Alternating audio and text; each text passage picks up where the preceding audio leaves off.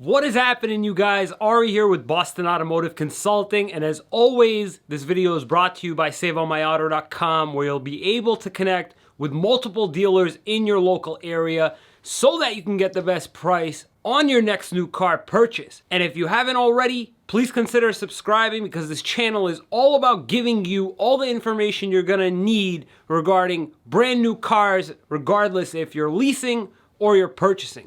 So, diving right in. A very uncommon question that I do get from time to time is, what happens exactly when I get into an accident or if I total my leased car? You've got to keep in mind that your leased car isn't your property. You have the obligation to the lease company to take care of all repairs, maintenance, and anything to have to do with the upkeep of the car. With that being said, every lease company has guidelines that you do need to follow. So it's very important that you check with the lease company after you get into an accident, or if it's possible your car is about to be totaled, what protocol you should take. However, in general, this video is meant to cover most everything you need to know about fixing or handling a leased car after you've got into an accident with it. As far as repairs, you always want to check with the dealership to see if they're using a body shop that your insurance company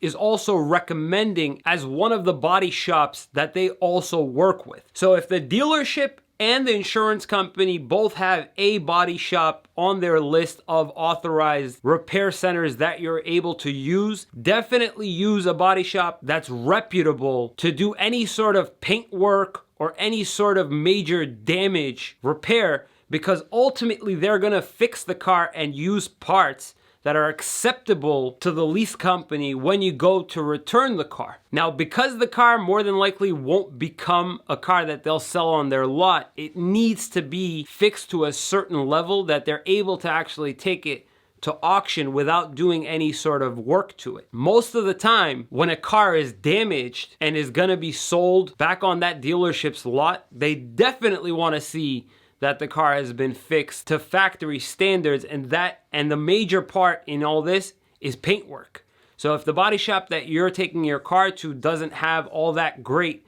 of a reputation, I would try to stay away from it, because ultimately you may see a difference in paint not matching, and this is one of the things that you will get charged for by the lease company. Another thing that you'll get charged for is if after the body work was completed, certain functions of the car or certain sensors in the car aren't working. Another thing that you could be charged for is malfunctioning equipment in the car. So picking the right body shop is very important, and if you're wondering if you can take your car to any body shop, more than likely you can, but they definitely have to be a great body shop, and you definitely want to ask the dealership for recommendations as to where to take it. As far as totaled cars, most every lease company has gap insurance built into their leases. I do want to encourage you, before you sign a lease, ask the person that's printing up your paperwork if your lease includes gap insurance. The reason why you want to do this is that some Toyotas don't include gap insurance in their leases. Now, there are some other companies, some other independent banks that do leasing,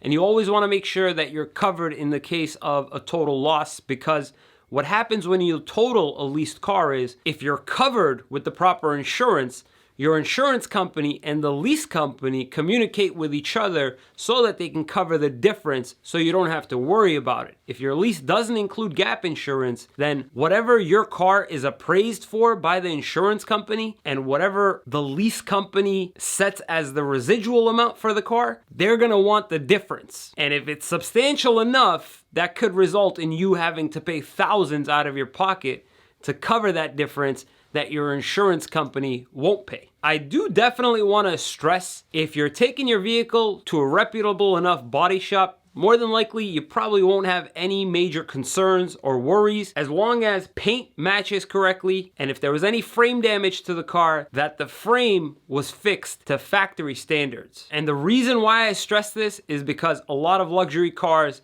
if you look on your lease agreement on the back, it will say the car cannot be returned with frame damage, and paintwork has to match up. These are all things that you can find in your lease agreement, and if there's any particular details that the lease company is asking or stressing that you pay attention to in the case of damage, then you will be held accountable for it in the event that it was not fixed properly. The good news is, some simple Googling and Yelping and asking your insurance company who's the best body shop in my area to take my car to will more than likely relieve you of any worry. Ultimately, if the car's fixed properly, you're not gonna have to pay anything in addition when you bring back your car at lease end. So guys, I hope that you found this information useful and you're able to put to rest any concerns you had with damage or totaling a leased vehicle. If you found this information useful and you want to see more of these new car buying and negotiation tip type videos, please consider subscribing. And don't forget to visit saveonmyauto.com down in the link in the description below for all your new car dealer quote needs. Thank you so much for watching, guys. We'll see you next time.